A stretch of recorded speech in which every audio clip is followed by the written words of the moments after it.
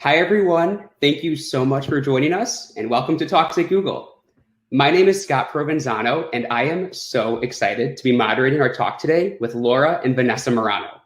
As a bit of an introduction, these sisters have been in Hollywood since childhood, with projects ranging from the Disney Channel to Freeform to now Netflix. And personally, I'm really excited to ask them more about all of these projects. So without further ado, please join me in welcoming Laura and Vanessa. Hey, Laura. Hey, Vanessa. Hi. Hey. How are you two? Good. You know, just living the life indoors. Thank you so much for having us. Oh my gosh, of course. Thank you for joining us. I have so many questions, so can we just jump right into it? I'm ready. Let's do it. So to begin, you both have so much experience in the entertainment industry, like 17 years of experience. So can you begin by telling us about what it's been like growing up in Hollywood and seeing the different stages from being child actresses to teens to now adults? Yeah. Well, first of all, I'm just saying because it's crazy. It's actually will be 20 years, I think, in January since we started acting, which is bananas. We've been doing it for well over half of our life. Yeah.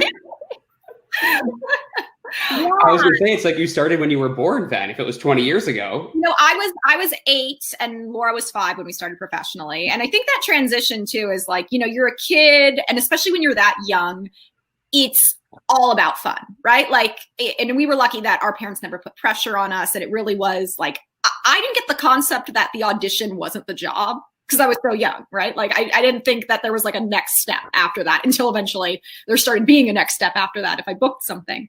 And then I think as you transition into a teenager, it's very interesting as a young woman because all of a sudden the characters that you start playing can be sexualized, cannot be sexualized, across the board require crying. I had to learn how to cry on cue literally when I turned into a teenager because every single role required that. And I think as Laura and I grew in the industry, we knew that we wanted to get more involved into the creative process and the producing process to kind of break those molds of teenage characters and eventually now young adult women characters to really show a full scope of what women can be. Yeah, 100%. Beautifully said, Vanessa. There you go.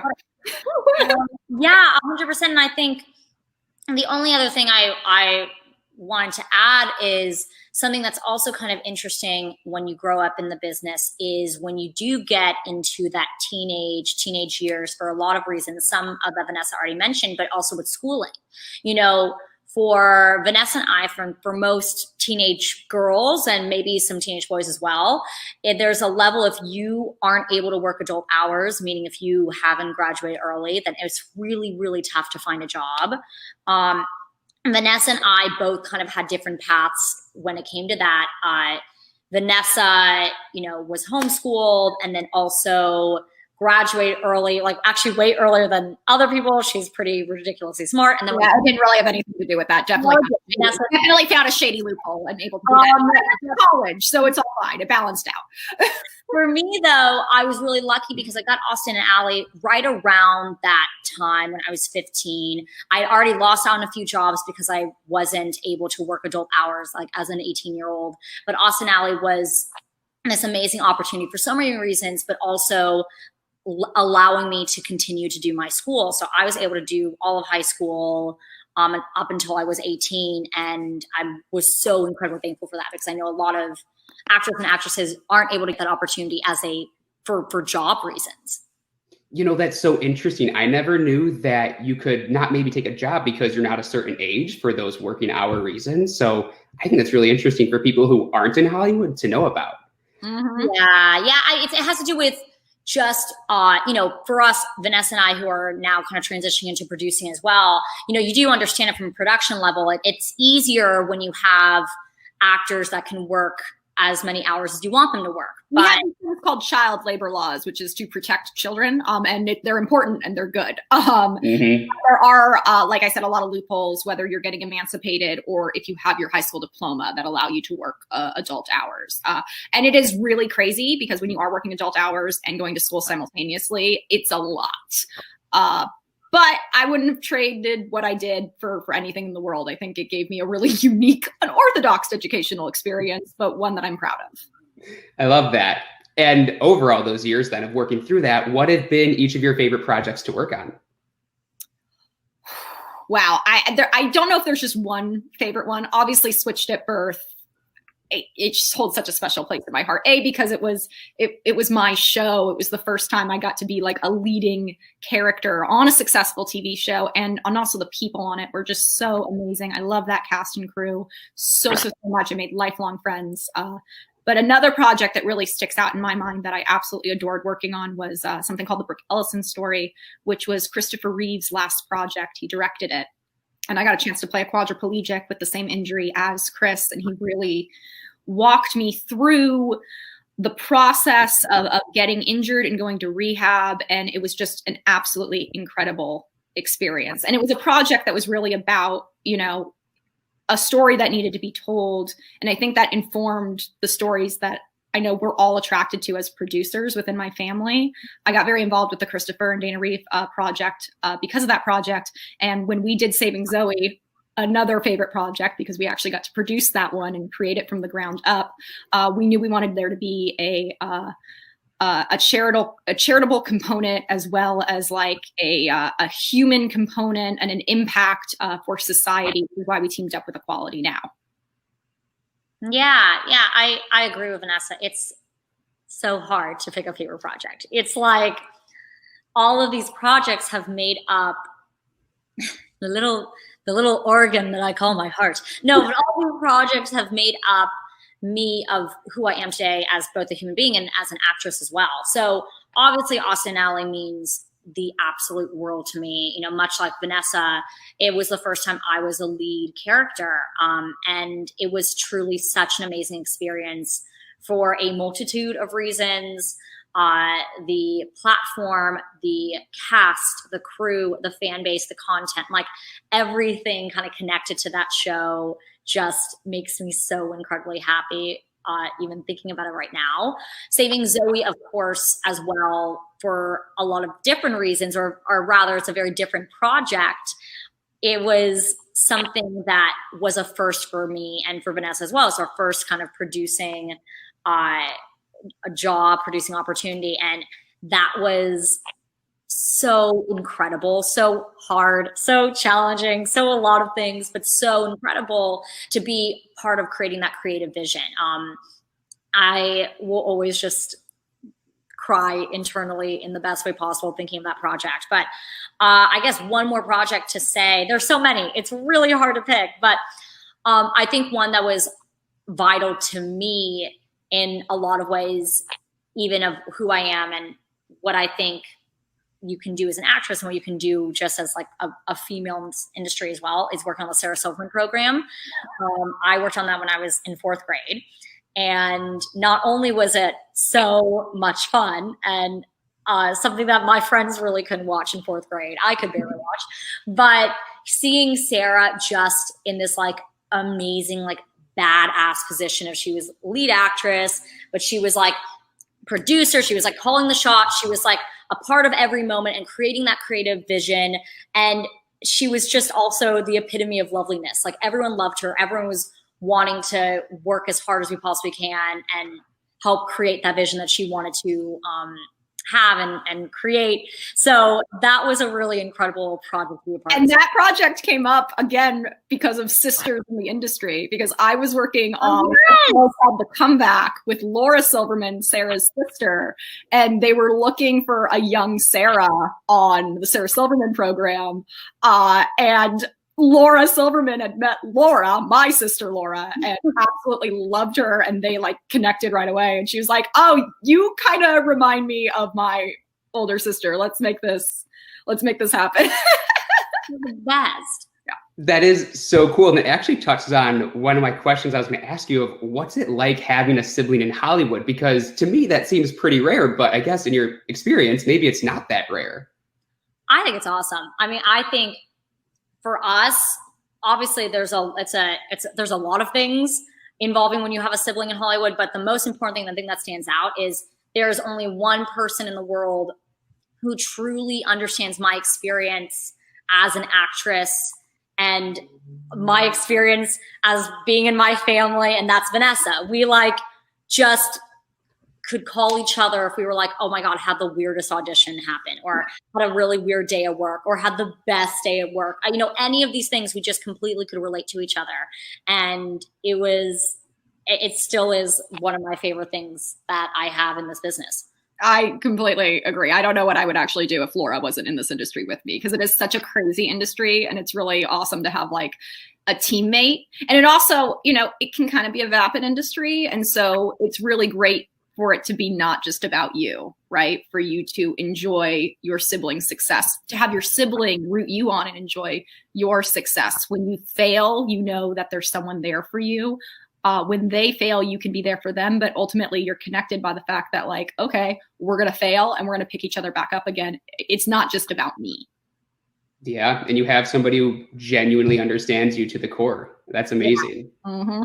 Do you have any funny stories about one another from the industry?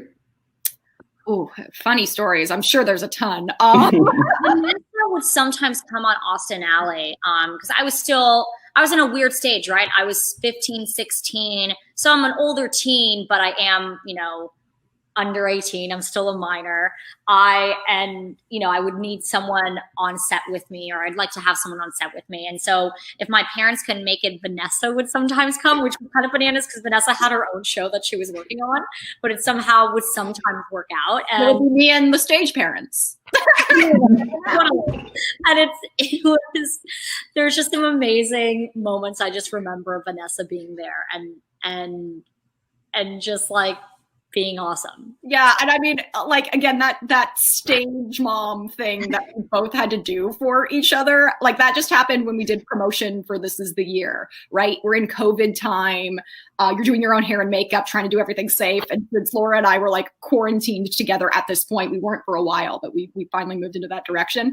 I like brought her on as like my touch-up person, so she was like powdering me while we were checking the wardrobe, scenes, photos. I was doing it all. A woman of many talents. I love it. Well, speaking of COVID, then that also leads to another question I had, because I'm so curious. What is Hollywood like now, given the pandemic? Because it's kind of changed everything for everyone. We're doing a virtual talk right now. We would normally do this in a Google office. What's Hollywood like on set, other than having your sister do your wardrobe and makeup? Yeah, I mean, it's a lot like this. In the few moments that I have actually been filmed, there are a bunch of protocols that people have to obtain by. I recently did ADR, and that was the weirdest thing in the entire world because I had to do it from my house. And I had to figure out how to like cushion the room so that there wasn't any sound. So I like built a fort of pillows and like put it on the floor. It's never looked more janky like ever in anything that I've ever had to do. And I've done a lot of independent films, so I've been in a lot of janky situations. But I know Laura has been filming a lot more than I have, and I think even has crazier situations than that.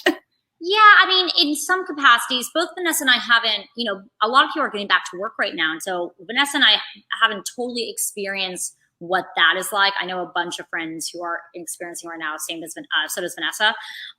You know, I shiver at thinking of like having to do the nose COVID test like 3 times a week, which is what people have to do right now. I totally understand it. I just have a deviated septum and like sinus issues, so that just freaks me out. But I'm all for, like, I've done the mouth test a bunch. When I filmed something, I did something for Radio Disney, the Radio Disney Awards-esque summer playlist thing. That was outside, and that was the first thing I filmed that involved like COVID protocols kind of in the beginning. Like we had COVID people there, they took your temperature beforehand, we were 6 feet apart, people were in masks and face shields. So it's definitely it's definitely a strange experience, but I think everyone's in the same boat under this idea of we just want to work. So as long as we know that and we're all in this together, let's be safe. Let's follow all the protocols possible and kind of just go from there. And actually, kudos to a lot of the different platforms and distributors and studios and production companies that have to now shell out extra money to keep everybody safe. Some are doing a great job, but other ones are really actually taking it very seriously and putting the safety of everyone who's working on the production at the top of their tier. So that's great because it starts from the top in order to keep everyone safe. Totally. Yeah, absolutely. And I mean, hats off to all the volunteers who are helping to make everything better and even work. I mean, it's great that you all can work during this time because like you said, everyone just wants to get back to doing things as normal as possible. So that's really great to hear that you're finding ways. We took a big hit in the film and television industry, but it's not even close to the hit that the theater community has taken, which pains me so much because I love theater and the fact that that community is suffering so much right now. It really puts a lot of things into perspective about how lucky we are to be in situations where we can work right now. Yeah, absolutely. And I hope that, hopefully theaters can adjust and do like what Hamilton did and bring it to some sort of streaming platform. Well, it's definitely not the same feel. Mm-hmm. Hopefully there's gonna be ways to figure it out. Because I love going to a live play. It's one of my favorite things in the world. The best. Speaking of changes, I'm also curious. I mean, since Google is a technology company, I really want to ask, have you seen any changes in technology impact Hollywood over the 20 plus years that you've been in the industry? Yeah. I mean, social media has completely changed this industry. The ability to stream has completely changed this industry. I mean, Netflix, YouTube, Google as well, Apple, like those are all now power players in the distribution space. And it's definitely changed what people expect their level of content to be. We used to run off of, in television at least, ads fund television. And now it's like, oh, well, I can just kind of like buying a ticket to a play. I can just subscribe to the place where I know the content is that I want, and I don't necessarily have to watch ads, which is it's a double-edged sword, right? Because they're two industries that were fueling each other for so long, and now the consumer is kind of dictating how they want their content to be. Yeah, I also think it's funny because it's changed in so many ways, but and with some perspectives, right? There was a period of time when like teenage or young adult rom-coms or movies pertaining to like teenagers and young adults, like they weren't doing well at, movie theaters, right? And so there was this kind of myth that, oh, well, there isn't a demand for this kind of movie. And that kind of really affected those types of movies from coming out. And then you have something like Netflix, just understanding that there is still a demand for that. But, we're in a different world. Teenagers don't get jobs like they did back in the day. They don't necessarily have money. Young adults don't have the same money or using in the same way that they did, decades and decades ago, but there's still a demand. And so now being able to have a place to have those rom-coms or teenage stories or young adult stories, it was very obvious that there was a demand, and they did so incredibly well and are continuing to do so incredibly well on streaming platforms like Netflix. And I think that has been something that's kind of interesting as well, is realizing there is demand for all these different genres and these different types of movies or TV shows, but figuring out the best way to connect with your demographic is key. And that's sometimes not super easy of figuring out, but once you kind of tap into it, you can see what the demand is like for certain genres and whatnot. That's so interesting. It almost sounds like there were so many barriers up beforehand, but now that there are so many different platforms, like you mentioned, it's just making it so much more easy for people to get their content out there and see that, yeah, there is demand for whatever type of film it is. Totally. Did you both have role models growing up that helped develop who you are today, both inside and outside of Hollywood? I mean, I think our mother and our grandmothers were tremendous influences in our lives as far as strong females go. Our mom is a superhero and a superwoman, and is incredibly smart and incredibly driven and incredibly passionate. And her mother, my grandmother, was grew up in a time period where women were either, nurses, secretaries, or teachers, or just stay-at-home moms. And she got her master's in nursing. She wrote a book that is still used at the UCLA nursing school. She was a pioneer of her time. My grandmother on my father's side was an Italian immigrant who wasn't really educated and had 8 kids and ran her own store, took care of the household, figured everything out, gave her kids a better life.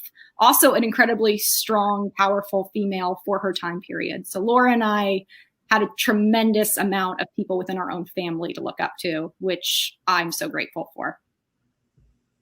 I love that. And we both have that Italian connection. I'm also Italian, understand what that's like, so I feel you. By the way, everyone's a little Italian. That's so true. They get around.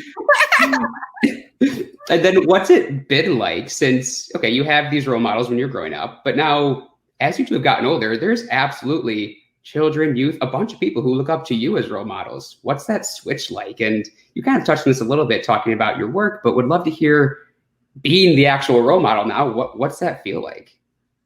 It's wild. It's crazy. I feel so grateful for it. I feel so grateful that people look to us and, are inspired by different things that we're doing.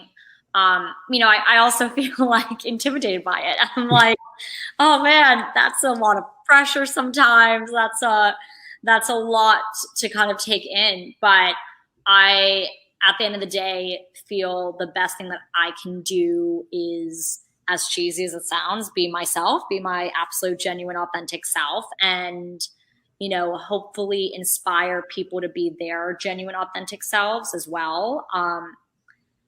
And I hope that is something that comes from that. But it is wild. It's kind of crazy to have people look up to you or say that they look up to you and say that you're the role model. It means a lot.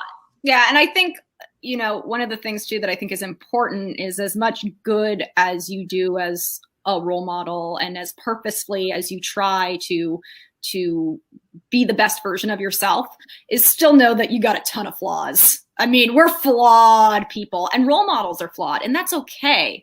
And I think that's important for anyone who does look up to me or Laura to know that, like, it's okay to be flawed. It's okay to make mistakes. It's not about your failures or the things that you do wrong. It's about you do the best you can, and when you know better, you continue to do better. And that's something that I try to live by, because I'm sure there are so many things that I have not done that are typical role model things within my own life. But when I fall down, I try to get back up and do a little bit better the next day. And I think that makes the best kind of role model, right? Someone who is so genuine and that you can truly trust. So I really appreciate both of you do that. Before jumping into my last few questions, I just want to remind everybody who's tuning in with us that we actually have a live Q&A available. So if you have any questions for Laura and Vanessa, please just throw them in the chat. It should be on the sidebar of YouTube somewhere to pop them in there. But I'd love to talk about recent work now that you both have done that personally I'm really a big fan of. So Vanessa, this one's for you. So you started in the first ever, let me see if I can get this right, live virtual film premiere. Yes. You mentioned it earlier. This is the year with the executive producer, Selena Gomez. Yeah. So congratulations on that. I must know, did you guys have a virtual red carpet for that event? Well, yes and no, because there was a pre-show and they showed pictures of us. The thing is, okay, so like obviously they raised money for a variety of different charities, and every ticket, a portion of the proceeds went to that, which was incredible. We made this film so long ago. It was supposed to come out in theaters. That wasn't going to happen. David Henry, who we all know from Wizards of Waverly Place, and obviously that's his connection with Selena, him and his family started a production company, and he directed and wrote this film, and his brother starred in it. They produced it together. And so David, to his credit, was like, we're going to do this. We're going to figure out how to directly get it into the consumer's hands, directly get it into the hands of the people who want to see it, directly get into the hands of the fans that have supported us for so long. And we all weren't in the same place because it was virtual, but we ended up doing a Q&A after, with Selena and the D'Amelio sisters hosted the Q&A. And if I'm going to be perfectly honest, Jeff Garland's in the movie, and it really just kind of became Jeff Garland's Q&A, which I was happy about. That was entertainment for days. Basically, if you bought a ticket to the virtual premiere of This Is the Year, you also kind of got like a little bit of a Jeff Garland stand-up special. It was wonderful. But that was like the closest thing to, I guess, like the red carpet of it all, because when you're on a red carpet, right, you're like talking and taking pictures with the cast. And so I took a screen grab of all of us on Zoom. I love that. And when you look back on the project, what was it like to work with Selena, and what was so special about this project? What stands out about it? I mean, what stood out about it to me was the fact that, not unlike Laura and myself, David and Lorenzo Henry have been siblings in the industry for forever. We literally started all acting around the same age. We have a similar age difference as well. And they really took their careers into their own hands, knew that they wanted to create a project. It was really awesome to be a part of someone else in the industry who's been doing it since they were a little kid, who was carving out a space for themselves in the adult section of the industry as a content creator like myself. And, you know, speaking of role models, I think Selena Gomez is such an amazing, powerful woman who has, you know, broken the mold in this industry in so many ways, and has also been tremendously honest about any struggle that she has had and any success that she has had. So getting a chance to meet her and for her to attach her name to something, knowing that it carries so much clout, to help out someone that she loves and respects and has been friends with and colleagues with for so many years. Those are the things of the industry that I love. I love, you know, the Seth Rogans and the Judd Apatows of the world who continuously work together over and over again. And I can only hope that we're carving out a little space for ourselves as young people within the industry, of people who are creating a kind of community to continue working with one another. Amazing. I love that you're able to get that experience. I also have one more question for you on something you've worked on, which was Silicon Valley, which, you know, hits a little near and dear to Google's heart. I'm getting my look from Silicon Valley right now. I didn't even realize that. I'm curious, when you filmed it, did you learn anything about the tech industry that you didn't know before? No, I didn't learn anything. Did you teach us anything? No. There was no conversation of the tech industry. Just you get the script, you act, and that's it. Well, and we just, like, you know, listen to them improv over and over and over again. What's so great about that is the director of that episode is a woman named Jamie Babbitt, who's an incredible comedy director, who I worked with very briefly on Gilmore Girls, like very briefly. So it was really cool to kind of connect back with her and work with her again. Yeah, I mean, Silicon Valley is hilarious, and it was just, and also it was compact too. I shot that in just like a day or two, which was great. Wow, efficient. I love it. Love it. So Laura, now I've got a question for you. You starred in Netflix's The Perfect Date, which, by the way, I was laughing throughout the entire movie. I think I'm going to watch it again tonight. That movie takes place in high school, and you went to actual high school while you were filming things on TV. What was that like to be around actual high school when you were also on TV? Well, you know what? I'm so grateful with how it all played out, because basically I got to do my freshman year of high school, year 9, for anyone who's watching who isn't American.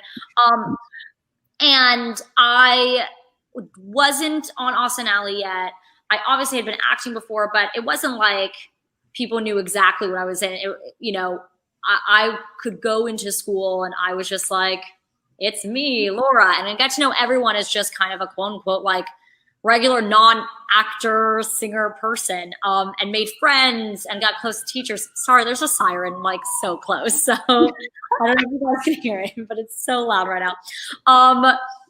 So I'm really thankful that happened, because then when I got Austin and Alley, it was more like, oh, did you know Laura got this Disney show? Or, you know, Laura's on this Disney show, rather than, oh, that Disney girl goes to our high school. So that was like to me, it sounds kind of a silly thing to say, but it made all the difference because it wasn't something where people felt uncomfortable with me or felt shy or felt any of these kind of other things, starstruck. It was more like weird for them. Like they're like, this is so strange and I'm confused how you're on the show.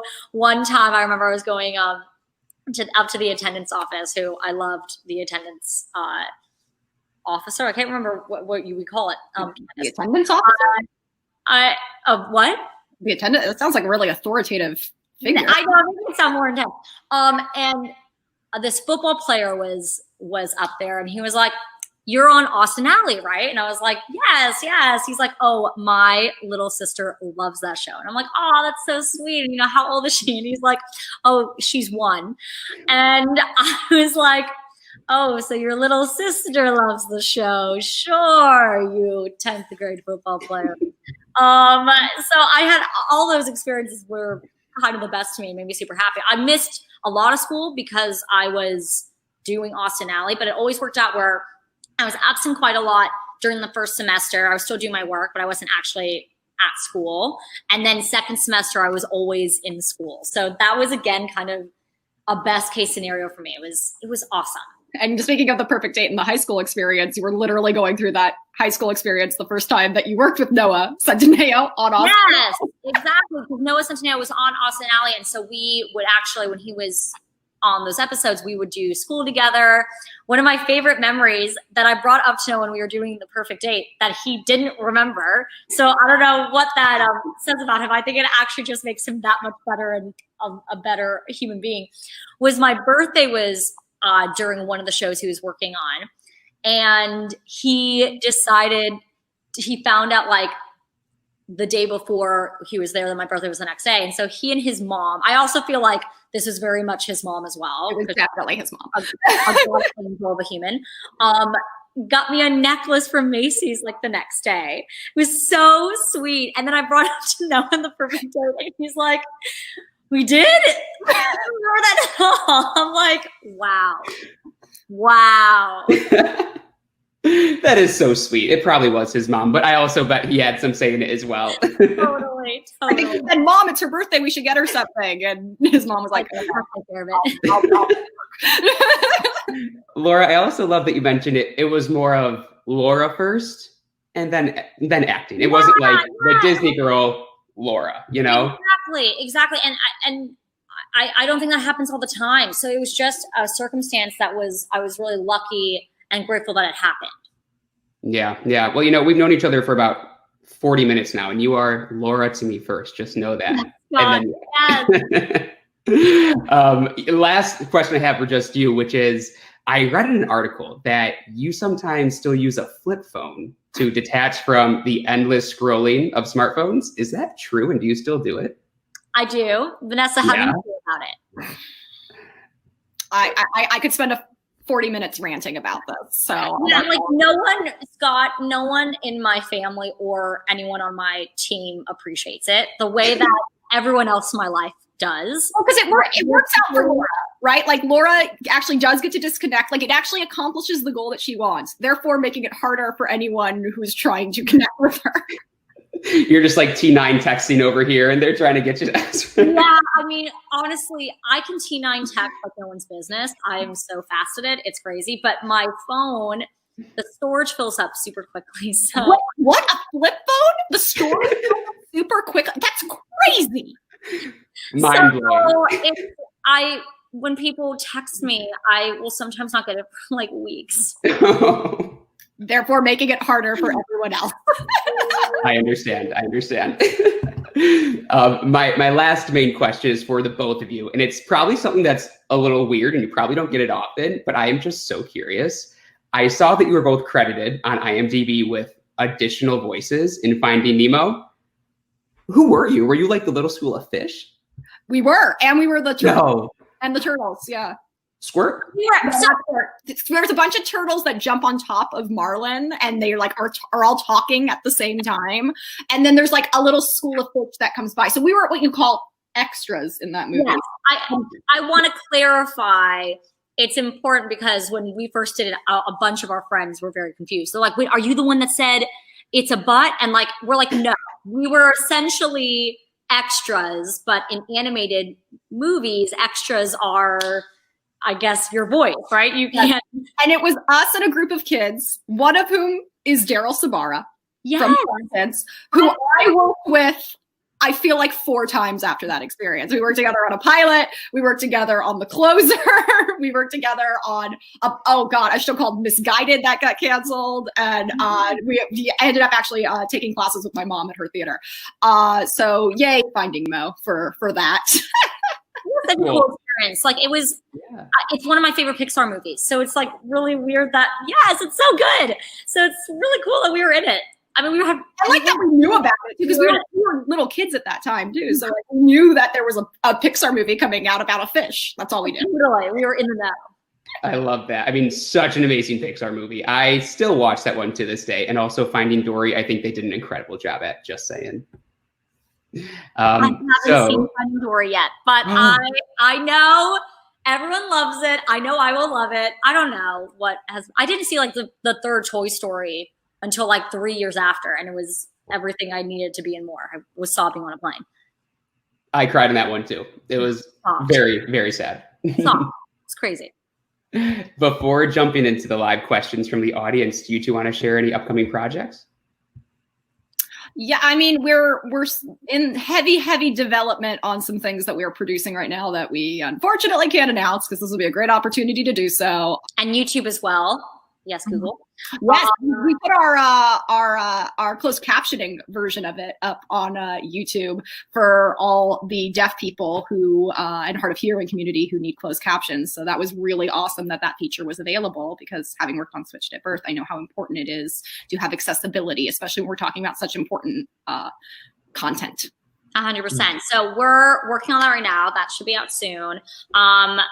I have randomly had one of the busiest months of my entire life. And I have a new movie out called War with Grandpa, which I filmed 3.5 years ago, and I'm so excited that it's out. It's a really sweet family comedy. I just released my second EP, You, woohoo! It's out, and I'm doing a virtual tour right now. I'm 3 shows down, 1 more show to go. Filming on Saturday. It's happening Saturday, and it's so much work, but I'm really excited for everyone to see it. Amazing. I'm not going to lie. I've been working out to Boombox almost every day for the past week because it is so good. It's a great song. I have multiple people telling me that constantly. I'm like, my favorite new one for her though is Something to Believe in. She's had that song for a while and was waiting for the right time to like put it out there, and she reproduced it, and that one's mine. Just got Katie and Ryan from Switched at Birth to do an ASL version of the chorus, which is beautiful. Only for that song, not for any other song. Just I take it. I was like, gorgeous. Vanessa, I also love that you mentioned the closed captioning on YouTube. I mean, I personally think that's one of the coolest features that YouTube has. And I'm not just saying that because I work here. It genuinely has always been something so cool that they can literally take our speech and then put it on the screen for people who can't hear that well. I know that I have family members that benefit from that, and I'm like, that's genius. And then it just goes to show how I think personally great of a company Google and YouTube really are. Being such a large company, you guys have such an impact in the world. I'm talking to the Google logo that I'm looking at right now, like it can hear me. But yes, I mean, talking about accessibility in regards to YouTube, that's not something I ever even thought about before Switched at Birth. And then having worked with so many deaf and hard of hearing performers who spoke up about like accessibility needs to be like a norm, like we need to be talking about it and making sure that people who have hearing ailments can actually have access to the same content that we all have. And so that closed captioning ability on YouTube is really, really amazing. Love it. Let's jump into live Q&A. I think the question should pop up on our screen in a moment. Here we go. We got one from Ricardo. So he says, my question is, what responsibility do you believe folks in the entertainment industry have to use their platform and voice to speak about social justice issues affecting us today? I don't know if it's the responsibility of the entertainment industry as much as it's the responsibility of us as human beings. And it's interesting because I think the entertainment industry gets a lot of flack where people are like, oh, these celebrities talking about social issues from their grand pedestal and all that stuff. And so that makes a lot of celebrities not want to speak out about things. But ultimately, I'm such a big believer in, and I think I said it earlier in this talk, is once you have the knowledge, spread that knowledge. Don't spread misinformation, spread the things that you have been educated about, that you've done research about, the things that are important to you that you believe we need to be speaking about. And like I said, Laura and I are really lucky that we have a platform, and we are so happy that we can use it to that. But we're also very conscious. We don't use the platform for anything that we haven't done a thorough amount of research on, and that we truly, truly believe in. And I believe that is our responsibility, is to make sure we are spreading things that are accurate to the best of our ability to know so. But for anyone who doesn't have, let's say, a platform that's so large, that doesn't matter. It's a trickle effect. One person talking about something, spreading it to someone that's a friend, just spreads it to another friend. That's how we create real change in the world and create real awareness. Yeah. I think Vanessa just said a lot of things that I agree with so much. I feel like for me, as someone in the entertainment industry and someone as just a human being, I feel like I have 100% responsibility to speak about so many different social issues happening. But there's times when I feel like I don't necessarily have the knowledge or education to speak about this from a position that is going to inform correctly everyone. But that, for me, it puts me kind of in a weird position, because there's so many things I care about so much.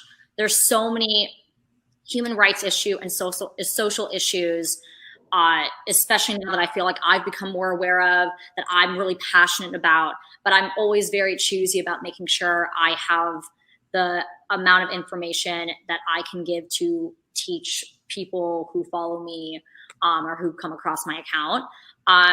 But it's tough. There are so many things out there. There are so many really, really important issues. So like Vanessa said, I really encourage just anyone and everyone, if you have the research and you have the information and you have the knowledge, please spread it. I can't tell you how many of my fans are sometimes the ones that inform me about some things that are happening. And I am so grateful and thankful for them, and thankful for the dialogue and for the ability of learning about all these different issues that we need to learn about and learn more about and say more things about. It's just, I think, part of the social media culture of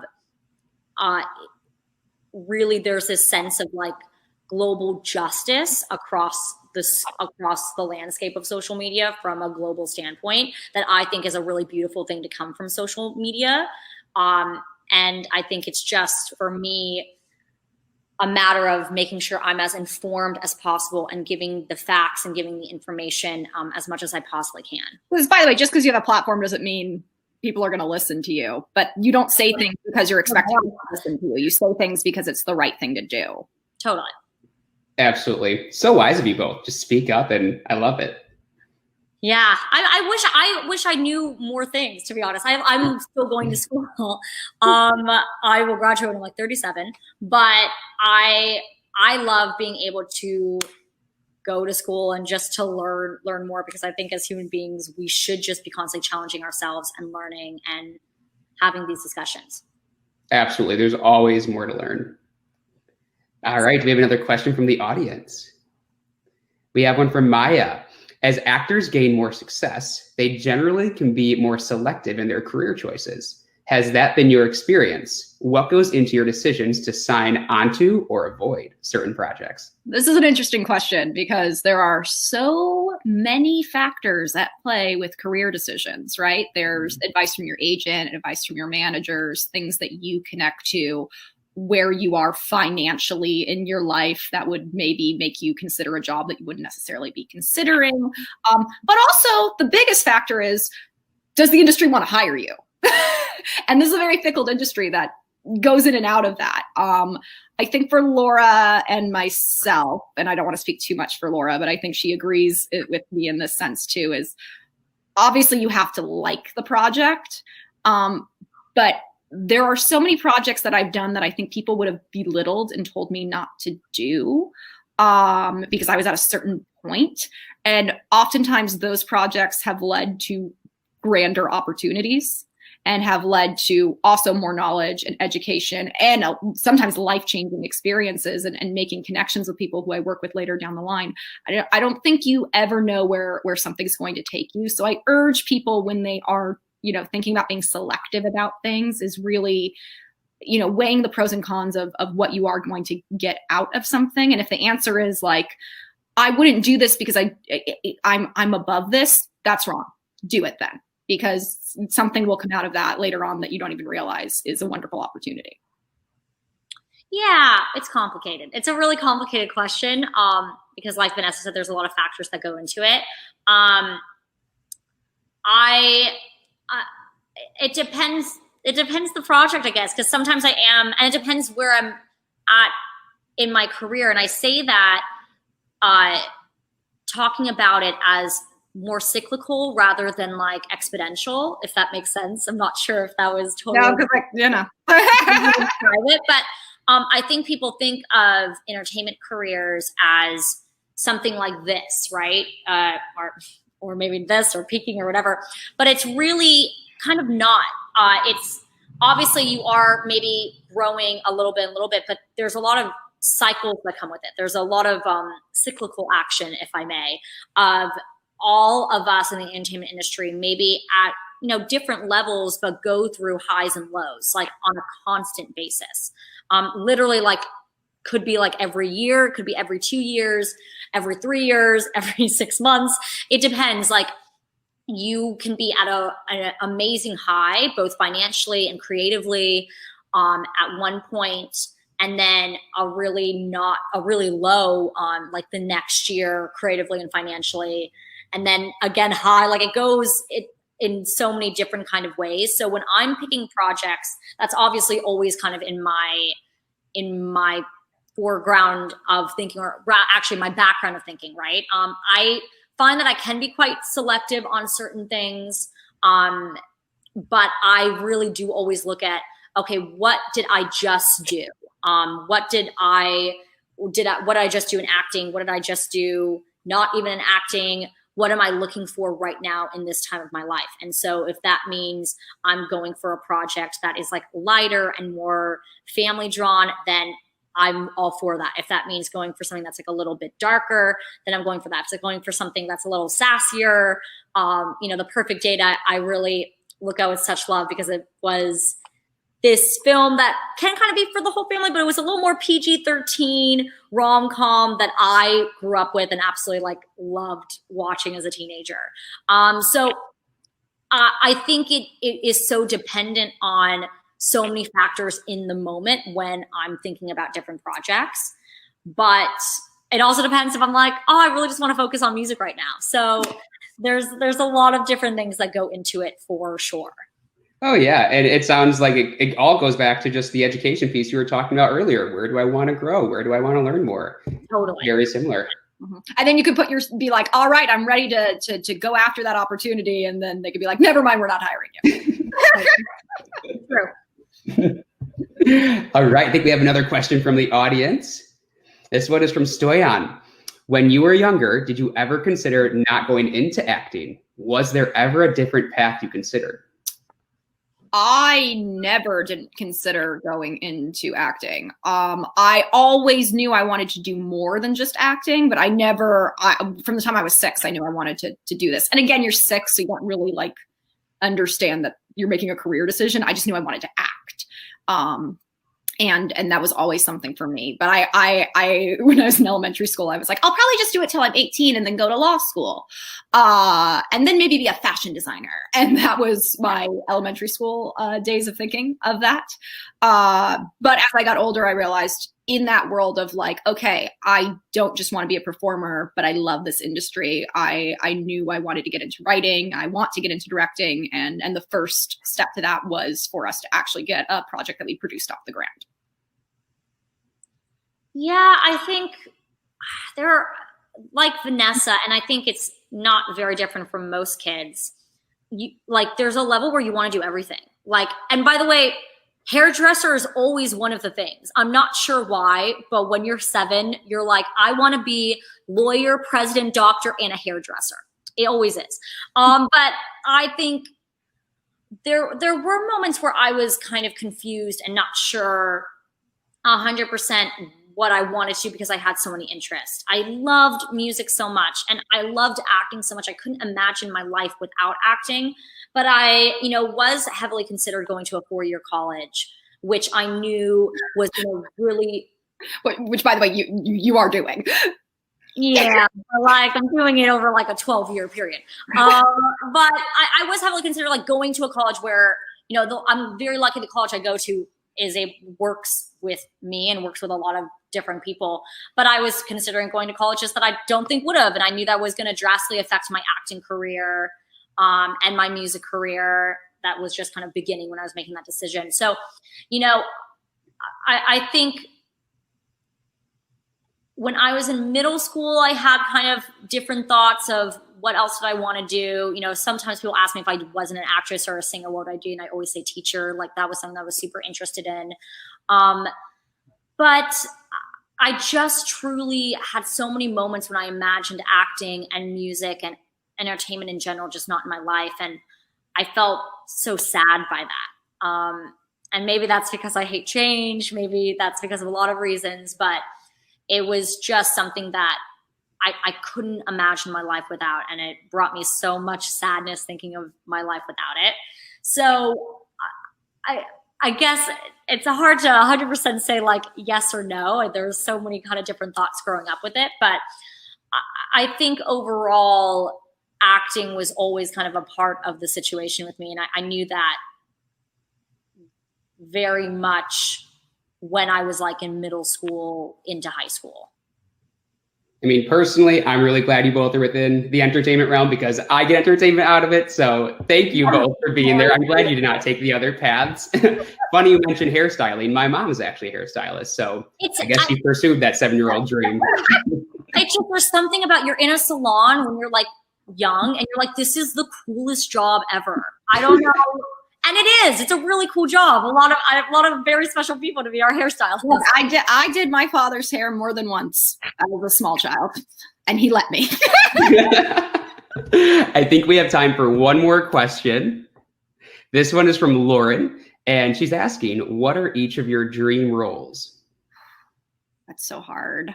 I always say like a really like crazy over the top villain character, which I got to do a little bit in a gem of a film called Daphne and Velma. Got to be the Scooby-Doo villain in that one. But I think those are like really fun. Like the Ursulas of the world, like roles like that, I think would just be nonstop fun.